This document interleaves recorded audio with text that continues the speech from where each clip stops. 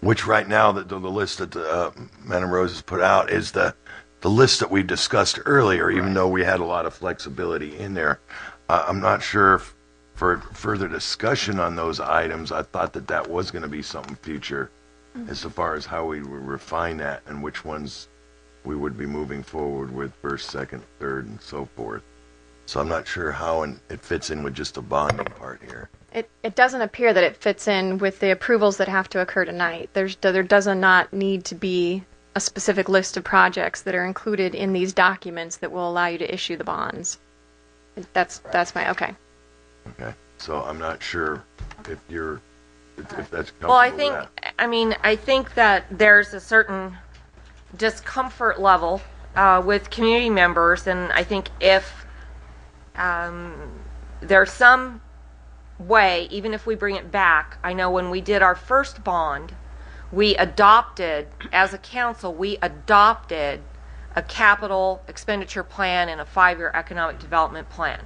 So, and that had a process, it had community meetings to develop all of that. So, you know, if I think that those are the types of things that need to be articulated and come through a process so that folks know what we're thinking about spending the money on. Well, I think that I could totally understand, and my recollection and reinforced by Mr. Brown is the process we went through the last time we went through this was we did it over a lengthy period of time, so we had a lot of community involvement to identify what we could afford and what were priorities at that time when we bonded the first time, which things such as once again on this list of things as streets and parks and everything else. So I think that's a process we're going to have to undertake looking forward on it. All right. And then if I could just one last comment on the whole idea of bonding. When the redevelopment agency collects the tax increment, we're only allowed to spend it on certain things. We cannot spend it on public safety. We cannot spend it on general fund expenditures. We are only allowed to spend it on capital improvements, streets, economic development in blighted areas, that sort of thing. So, you know, there's not a lot of flexibility there. If we waited and just collected the $1.5 million a year every year, you know, it would take 20 years to get to the point to where we could start reinvesting back in the community. By bonding, basically what we're doing is borrowing against ourselves. And we're taking the money up front, if you will. Then we have a piece of money that we can use to go out and do streets, do, you know, I'm looking at the list, dirt alley improvements. We've heard that over and over again. $2.5 million for dirt alley improvements. The Marina Vista Center, looking at expanding the library, looking at street improvements, $6 million for street improvements.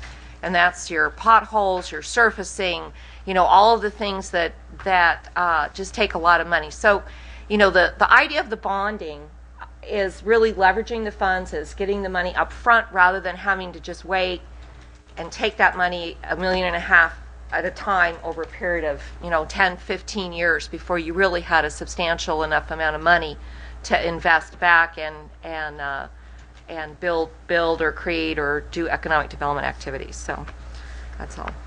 And I guess maybe one last thing is I think I would have just been happier if this list had been included in the staff report and not referenced back to another agenda. So mention it is referenced. Right. It is referenced, so there is some reference in this agenda item to Thank it. you.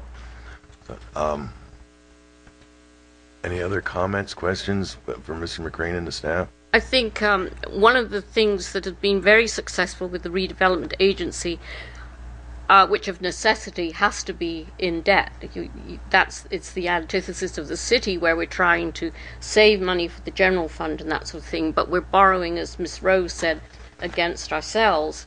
And we have a portion of that is the housing set aside, which has been very successful in that we haven't had to build housing per se, but we've taken houses that need upgrading and we've been able to, especially with some senior citizens, help them insulate their homes and put in efficient heating and cooling for them, tankless water heaters, all the things that we need, solar.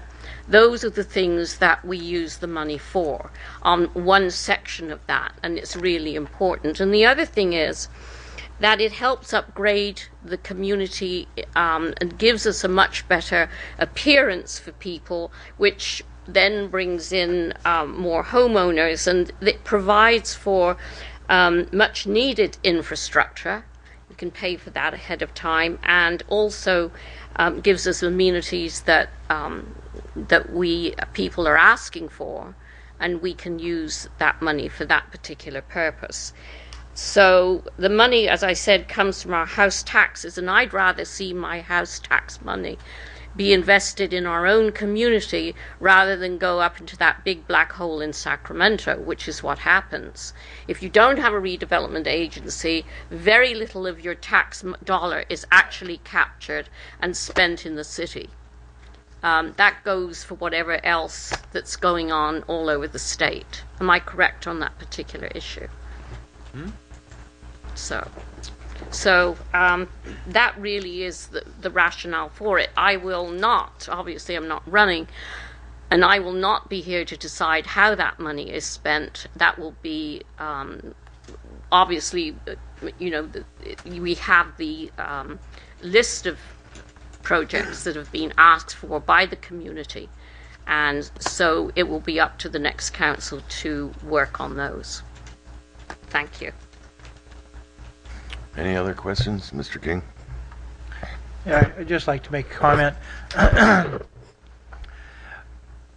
Without the redevelopment funds that we're seeking at this point, and of course it is borrowing, and it's borrowing against the future, but without them, there's many critical aspects of the city in terms of its quality that would decline. And I think a lot of people are afraid of redevelopment because it's an immense amount of money for indebtedness. But yet when you divide it over the projects and you look at the cost of running the government and the city, not the government, and the multitudes of types of projects and the demands that a city has to meet, and you realize too that there's all these people, these citizens out there, and all of them want what they want. And that's across the board, and between parks and streets and sidewalks and recreation, and the list goes on. And the public has a tendency to want more than the government can ever provide. This is one of the reasons why redevelopment agencies were established, and particularly in regard to the fact that many cities don't have enough tax base that they collect. And Imperial Beach is a prime example. We have very little taxable base in this city other than residential in order to do improvements and improve our city. And I would suggest that the people who are concerned about this take a good look around the city and try and become familiar with the projects and the things that have been done in the city as a result of using redevelopment funds. We are a city that has very few resources. It is a tool that on an incremental basis, it allows us to move forward with projects that are needed. We have a list of projects. They're systematically gone about. They're vetted publicly, and we make difficult decisions on where to allocate funds. And I think that I support the redevelopment agency. The idea of redevelopment I support because it is a way forward. And if a city is to change and improve for its citizens and provide a better quality of life for everyone, it has to be able to improve itself. And without some sort of resources or a mechanism to get there, the city will not improve, it will decline. And I'm just putting this out for everyone's information, my position on this, that it's a valuable tool, and it should be viewed as a tool, not as something to fear. And thank you. I do have another public speaker slip on this item, Mr. Mike Flanagan.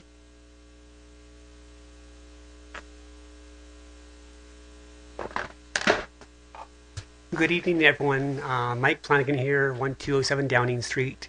I've heard a lot of things, and I'm probably a little bit educated, more educated than most Imperial Beach residents, because most residents don't come to the meetings and read the agendas and haven't heard all the stuff. But I still have basic questions on things that I've heard for the past, I don't know, 2 or 3 zoning meetings I've been at and tonight. So, I don't know, lots of different points, but... Mr. Flanagan, are you addressing strictly item on redevelopment here? Yeah, 6.3. Okay. Yeah. But it seems that the 24 million, we're going to pay $1,027,000 per year for the next until 2040. So that seems like a long time for us to indebt our city to ourselves to repay money. We sell bonds and all that stuff, but that seems like a long time and a lot of money for that. I know that we've already bought the land and bought the seacoast in, so all of a sudden that is being almost like 2 days away from being back onto the beach. So someone else can build on it, but I've heard that whoever's going to build on it, we're going to give them that land and not charge them what we bought to clear it, for it going to be able to have that land basically for free. And the same thing with Ninth and Palm Center, so I'm not sure why we're giving those 2 parcels to people for free. The World Trade Center in New York City, I mean, that guy had a 100-year lease. But for that 100-year lease, he could build whatever he wanted.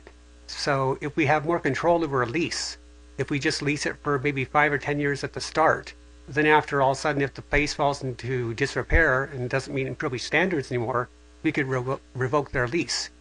But to be in debt for 40 years and the person's going to own it, all of a sudden I heard the guy who owned it before that the property slipped into real disrepair. So if it happens again, we'll have no control over that. So I haven't understood why we haven't just decided just to lease these 2 properties, whether it's $1 a year, $100 a year, $1,000 a year, but we'll have more control over what's being built at either the Seacoast Inn or the Ninth and Palm projects.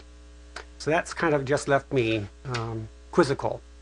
Why the rush to build either one of them? I'm all for